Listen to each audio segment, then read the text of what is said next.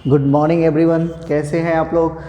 तो लास्ट हम लोगों ने इलेक्ट्रोकेमिस्ट्री फिनिश किया लास्ट चैप्टर क्लास में, और इस तरह से हमारा अब फिजिकल केमिस्ट्री का 2 चैप्टर बच गया है, और एक है केमिकल काइनेटिक्स और दूसरा है थर्मोकेमिस्ट्री। ठीक है, तो थर्मोकेमिस्ट्री थोड़ा लंबा जाएगा क्योंकि इसमें 2 पर्सन आ जाते हैं। ज़्यादा टाइम आपको लगता है वहाँ पे थर्मोडायनामिक्स में, थर्मोकेमिस्ट्री में ज़्यादा टाइम नहीं लगेगा। ठीक है, नाउ बात करेंगे हम लोग केमिकल काइनेटिक्स से। तो ये चैप्टर भी जो है अच्छा चैप्टर है, और इसमें भी खूब बहुत सारे न्यूमेरिकल्स हैं, मज़ा आएगा आपको। मैथमेटिकल पोर्शन इसमें बहुत ज़्यादा है, तो जिनको मैथमेटिक्स वाले जो हैं उनको ज़्यादा मज़ा आने वाला है इसमें, और बायो वाले को तो मज़ा आएगा ही क्योंकि उनकी मैथ बहुत अच्छी होती है। ओके, चलिए तो हेडिंग डालोगे केमिकल काइनेटिक्स। और ये इलेक्ट्रोकेमिस्ट्री में मैंने आपको बोला था कि सेल खुद से पढ़ लेना। ठीक है, आपके बुक में थोड़ा सा कुछ नहीं ज़्यादा, जो उसका टाइप वगैरह है वो सब नोट कर लोगे। बहुत ज़्यादा उसका एप्लीकेशन मतलब एग्ज़ाम के हिसाब से बहुत ज़्यादा इम्पोर्टेंस नहीं है। ठीक है, केमिकल काइनेटिक्स।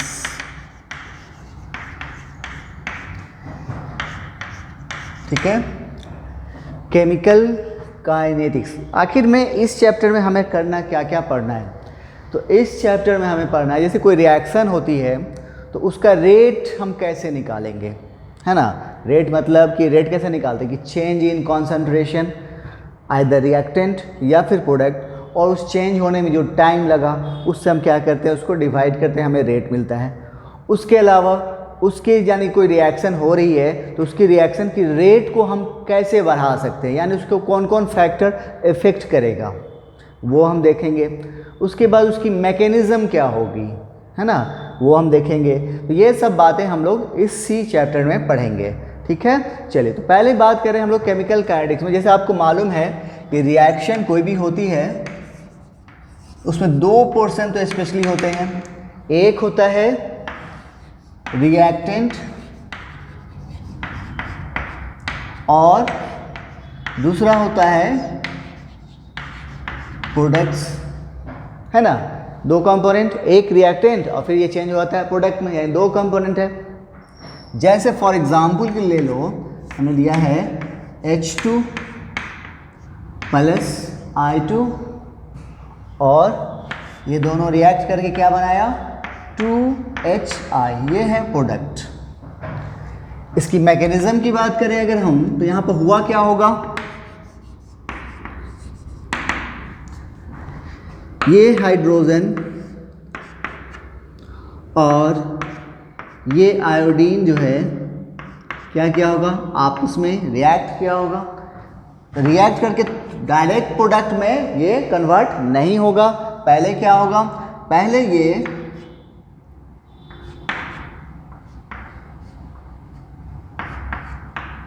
एक इनके बीच में जो बॉन्ड है, किसके बीच में, हाइड्रोजन हाइड्रोजन के बीच में, ये वाला ये टूटेगा और हाइड्रोजन आयोडीन के बीच में नया बॉन्ड बनेगा, ये भी बनेगा और ये टूटेगा। मतलब यहाँ पर क्या होता है, नया पुराना बंधन टूट रहा है, नया बंधन बन रहा है। नहीं, देखो ना, इन दोनों के पीछे पहले से बंधन था, बॉन्ड था, तो अब ये टूट रहा है, और इन दोनों के बीच में नया मतलब पुराना रिश्ता टूट रहा है, नया रिश्ता बन रहा है। ठीक है, तो इस स्टेज को हम लोग कहते हैं TS। TS स्टैंड फॉर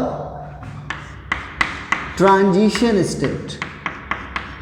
क्या है ये, ट्रांजिशन स्टेट। ठीक है, एंड देन फिर क्या होगा, आपका प्रोडक्ट बन जाएगा।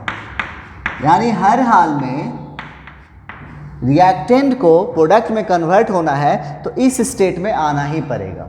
अगर इस स्टेट में नहीं आया तो प्रोडक्ट नहीं बनेगा।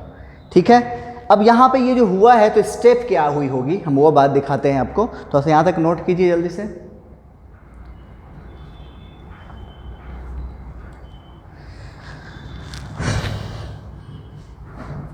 ओके, आइए। तो स्टेप्स क्या क्या हुआ होगा, मैकेनिज्म जो होती है, मैकेनिज्म का क्या मतलब होता है, स्टेप वाइज डिस्क्रिप्शन। तो मैकेनिज्म जो है स्टेप्स की हम बात करें तो सबसे पहला स्टेप में क्या हुआ होगा, हाइड्रोजन हाइड्रोजन जो है वो टूटा होगा, क्योंकि ये रिएक्शन जो हो रही है H2 + I2 किस लाइट के प्रेजेंस में होता है, यहाँ पे क्या होता है लाइट के प्रेजेंस में। तो लाइट के प्रेजेंस में क्या होता है, होमोलिटिक क्लीवेज होता है, और होमोलिटिक क्लीवेज से क्या प्रोडक्ट मिलता है, फ्री रेडिकल, है ना। तो यहाँ पर आपको क्या हुआ, फ्री रेडिकल जनरेट हो गया।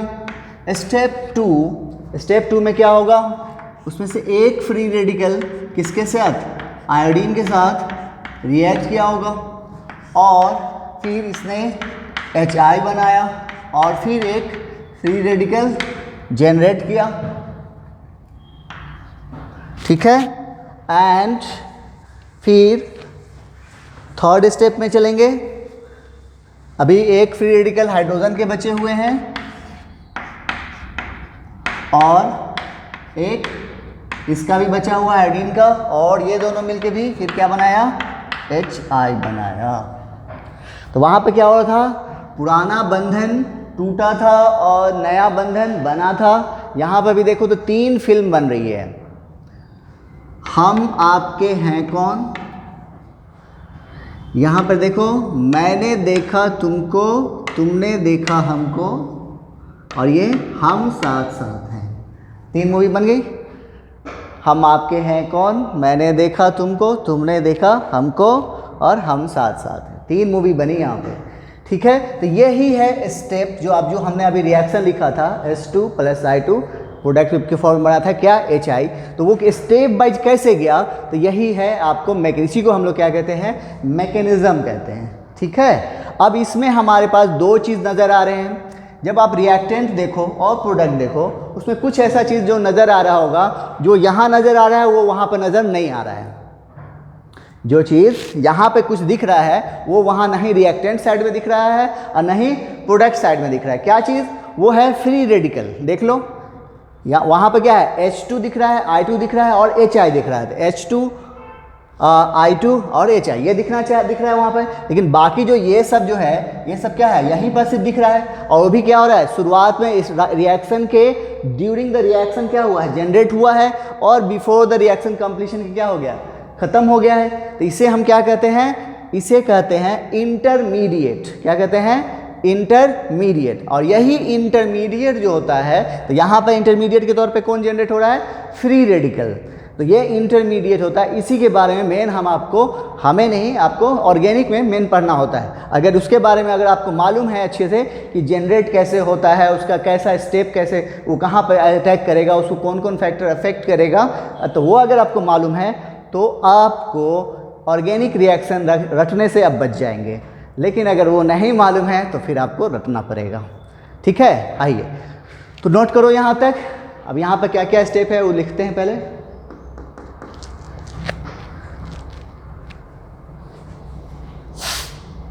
हो गया। आइए तब सबसे पहला है ट्रांजिशन स्टेट, जो हमने अभी देखा था। ट्रांजिशन स्टेट क्या है, ट्रांजिशन स्टेट ये क्या है, ये वो स्टेट है जहां पर पुराना बंधन टूटता है और नया बंधन बनता है। तो क्या लिखेंगे इसके बारे में, state at which old bond क्या होता है, टूटता है, cleavage and new bond formed. पहला पॉइंट। दूसरा पॉइंट, क्या ये सबसे जो है हाईएस्ट एनर्जी स्टेट को शो करता है। क्या शो करता है, highest energy state. Highest represent highest energy state,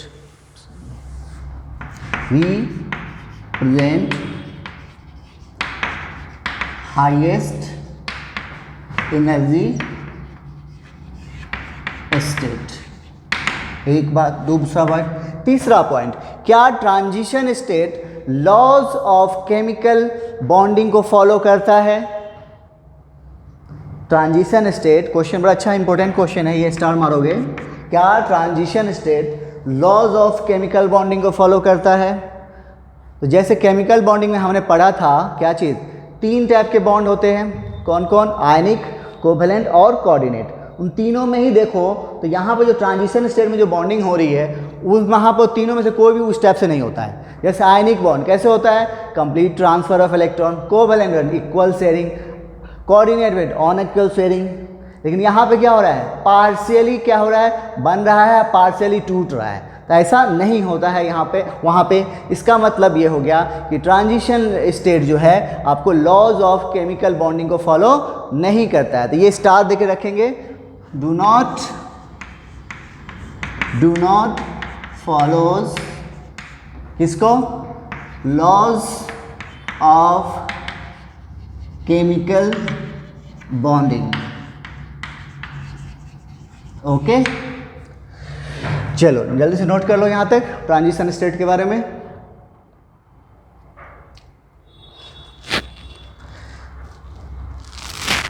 हो गया? नाउ उसके बाद एक और टर्म आया वहां पे इंटरमीडिएट। वो क्या है उसके बारे में बात करते हैं थोड़ा सा। इंटरमीडिएट हेडिंग डालोगे, इंटरमीडिएट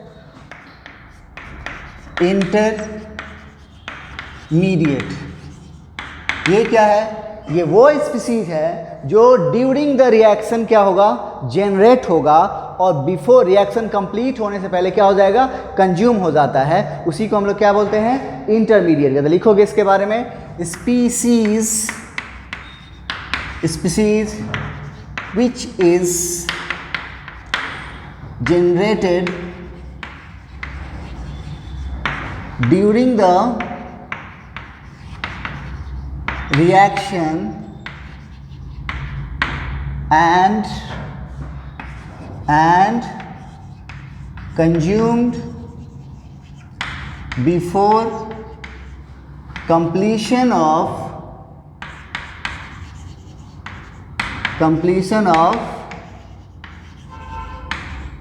reaction। वो क्या है? इंटरमीडिएट क्या है? ये वो स्पीसीज है जो ड्यूरिंग द रिएक्शन क्या होता है? जनरेट होता है और बिफोर कंप्लीशन ऑफ रिएक्शन के कंप्लीट होने से पहले क्या हो जाता है? कंज्यूम हो जाता है। उसे हम लोग क्या बोलते हैं? इंटरमीडिएट कहते हैं। ठीक है, अब आइए टाइप्स ऑफ रिएक्शन देख लेते हैं। एक काम करो, ये नोट करो पहले जल्दी से, थोड़ा सा ऊपर ले लेंगे तो एक काम हो जाएगा हमारा।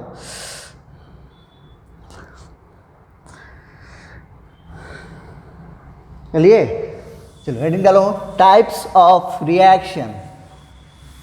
टाइप्स ऑफ रिएक्शन,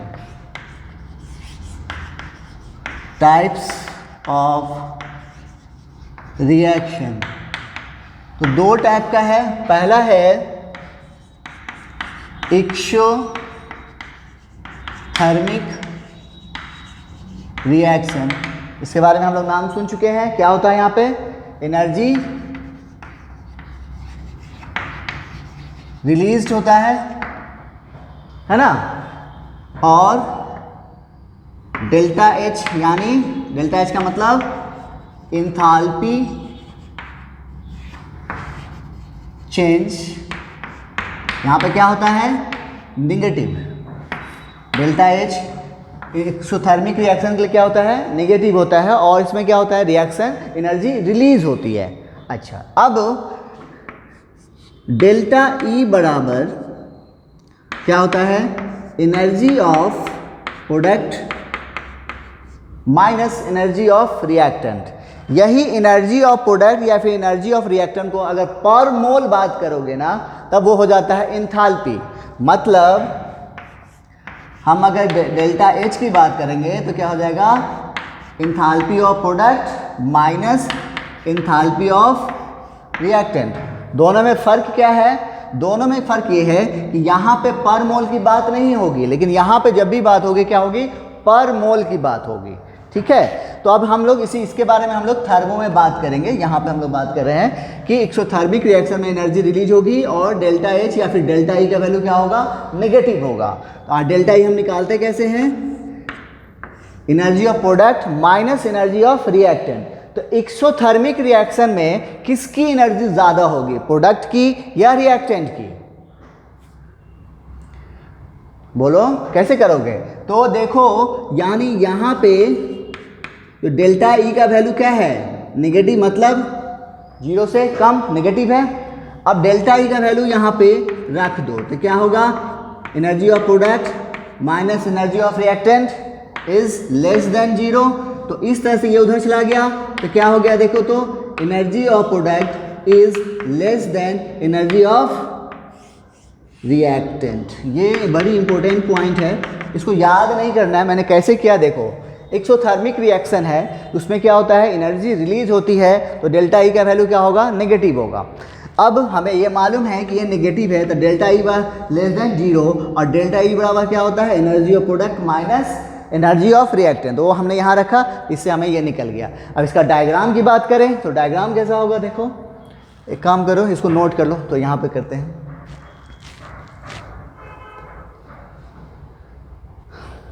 ठीक है, तो ये तो हमें मालूम हो गया कि एक्सोथर्मिक रिएक्शन में क्या होगा? एनर्जी जो है प्रोडक्ट की क्या होगी? कम होगी, रिएक्टेंट की ज़्यादा होगी। तो डायग्राम हमारे पास है, ये है आपको एनर्जी वर्सेस रिएक्शन प्रोग्रेस। ये जो डायग्राम हम ड्रॉ कर रहे हैं किसके बीच में? एनर्जी और रिएक्शन प्रोग्रेस के बीच में हम लोग डायग्राम कर। तो मान लो आपको रिएक्टेंट की कुछ एनर्जी तो होगी, कुछ भी 0 पे तो नहीं, कुछ एनर्जी है, तो ये है एनर्जी ऑफ रिएक्टेंट। और जब रिएक्टेंट प्रोडक्ट में कन्वर्ट होता है उसके बीच में एक स्टेट आता है जिसको हम लोग क्या बोलते हैं? Transition state. अभी हमने पढ़ा था। और ट्रांजिशन स्टेट किसको रिप्रेजेंट करता है? हाईएस्ट एनर्जी स्टेट, मतलब उसकी एनर्जी रिएक्टेंट और प्रोडक्ट दोनों से क्या होगी? ज़्यादा होगी। तो इसका मतलब ये हुआ कि एनर्जी जो है यहाँ पहुँचेगा, ये स्टेट कहलाएगा, ये वाला। इसके बारे में हम लोग फिर आगे चल के इसी चैप्टर में पढ़ेंगे कि ये डायग्राम कैसे आएगा। ठीक है, तो ये है ट्रांजिशन स्टेट। ठीक है, और हमें अभी मालूम हुआ है कि इसमें जो है कौन से एक्सोथर्मिक रिएक्शन में प्रोडक्ट की एनर्जी क्या होगी? रिएक्टेंट से कम होगी। इसका मतलब ये अब एनर्जी यहाँ ट्रांजिशन स्टेट में आया, ये यहाँ से क्या आएगा? फिर नीचे आएगा और एनर्जी रिलीज करते हुए। अब देखो ये हो गया एनर्जी ऑफ प्रोडक्ट, यानी ये क्या है? तो देखो तो इससे कम हो गया, यही जो गैप है यही क्या बताएगा? Delta H. हम यहाँ पर डेल्टा ई लेके चलेंगे। ठीक है, तो डेल्टा ई का वैल्यू यहाँ पे आ गया और ये वैल्यू क्या आएगा? नेगेटिव आएगा। ठीक है, नोट कर लो फटाफट। इस डायग्राम के बारे में हम लोग इसी चैप्टर में आपको आगे बताएंगे कि ये डायग्राम ऐसा क्यों आता है, हम क्यों ड्रॉ करते हैं, इन सब के बारे में। ठीक है, नोट करो यहाँ तक।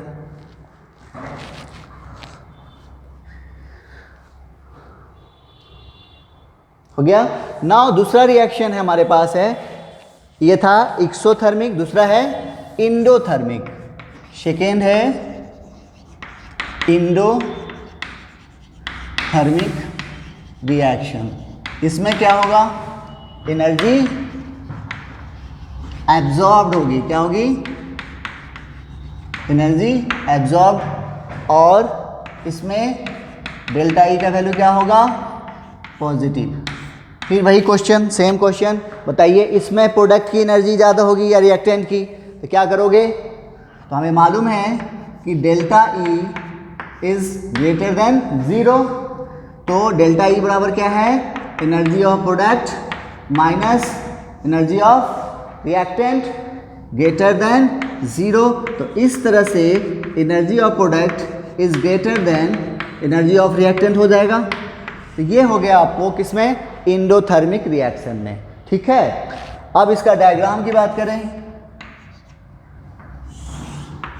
किसके बीच में? Energy versus reaction progress. क्या होगा? मान लो ये है रिएक्टेंट की एनर्जी, यहाँ पर प्रोडक्ट की एनर्जी क्या होनी है? रिएक्टेंट से ज़्यादा होनी। तो पहले ही कहाँ पहुँचेगा? ट्रांजिशन स्टेट में। तो ये है ट्रांजिशन स्टेट, और उसके बाद ये अब ये नीचे और इसके नीचे नहीं आएगा। अगर नीचे आता है तो इसकी एनर्जी ज़्यादा होगी, जबकि यहाँ पे क्या है, प्रोडक्ट की एनर्जी ज़्यादा होनी है, इसलिए ये यहाँ क्या होगा, ये यहीं पर रह जाएगा। तो ये हो गया एनर्जी ऑफ प्रोडक्ट, और ये दोनों के बीच का गैप, यही हमें क्या बताएगा, एनर्जी चेंज बता देगा। ठीक है, चलो नोट कर लो फटाफट यहाँ तक।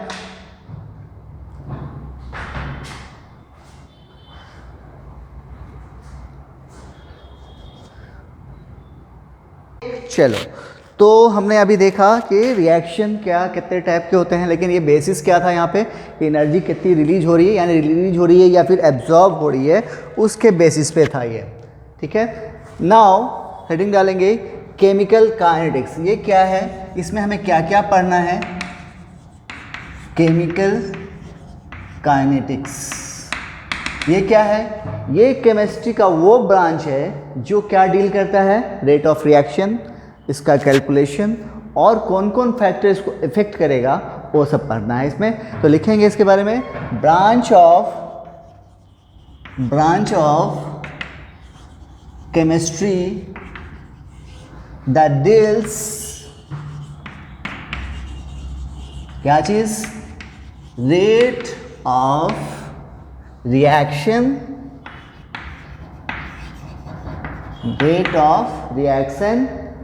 its calculation and factors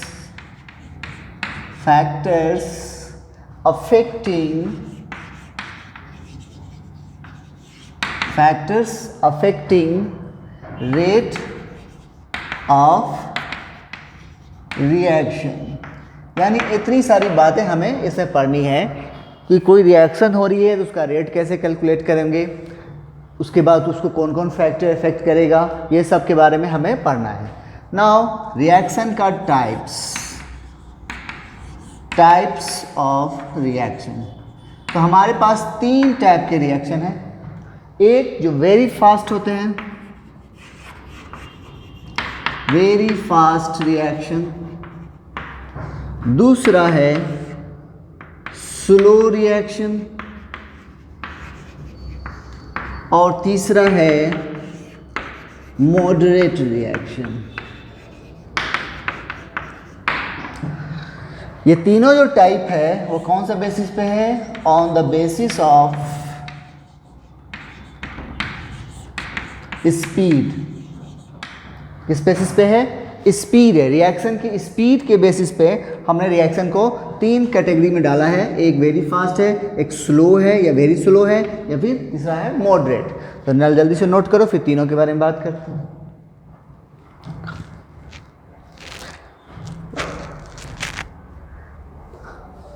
हो गया, आइए तो सबसे पहले बात करेंगे वेरी फास्ट रिएक्शन की।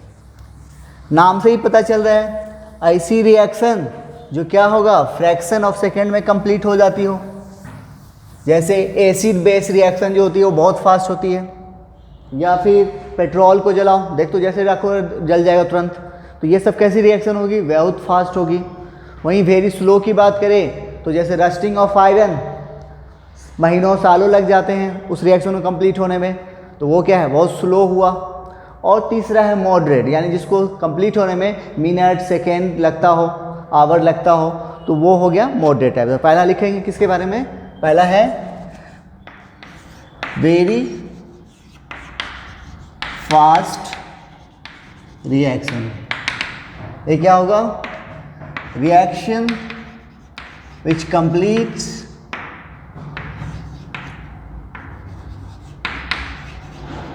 In fraction of second. क्या होता है, वैसी रिएक्शन जो क्या हो जाता है, फ्रैक्शन ऑफ सेकेंड में कंप्लीट हो जाता है, उसे हम क्या कहेंगे, वेरी फास्ट रिएक्शन। जैसे for example acid base neutralisation.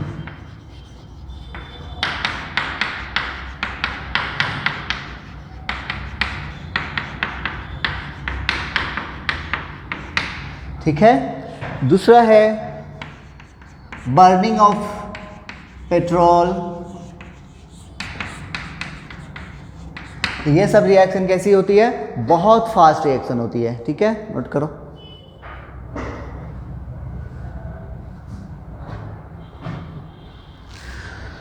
Okay, दूसरा है स्लो रिएक्शन।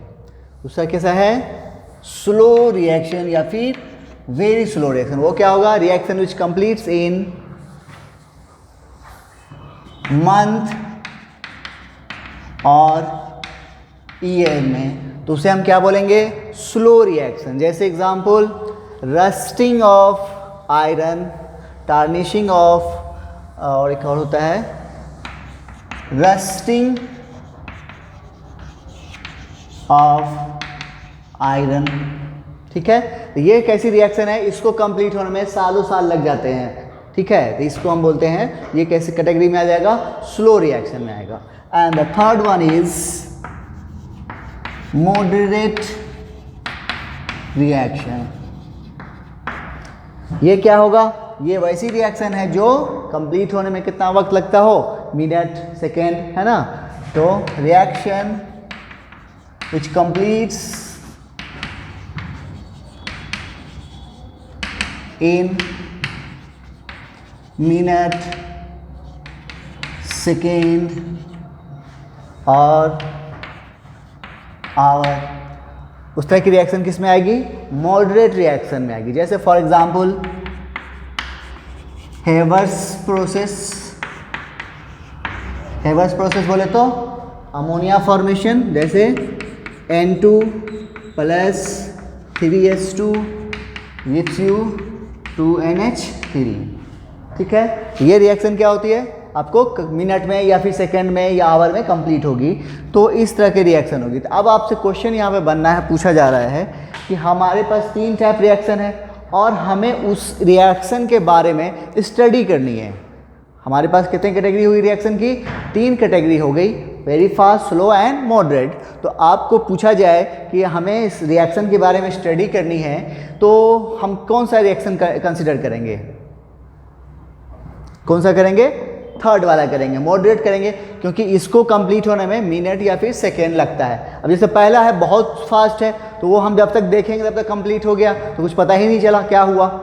दूसरा है बहुत स्लो है, बैठे हुए हैं वहीं पर सो जाइए, फिर सोने के कितने साल बाद हो रहा है कोई पता ही नहीं, तो बहुत टाइम लगेगा, तो उतना वक्त भी नहीं है। और तीसरा है कि इसको मिनट या फिर सेकेंड, आवर में ये कंप्लीट हो जाएगा ये। तो इसके बारे में हम क्या कर सकते हैं? स्टडी कर सकते हैं। तो हम लोग इस रिएक्शन में जो भी इस चैप्टर में जो पढ़ेंगे, किसके बारे में पढ़ेंगे? मॉडरेट रिएक्शन के बारे में ही बात करेंगे। ओके, नोट करो यहाँ तक।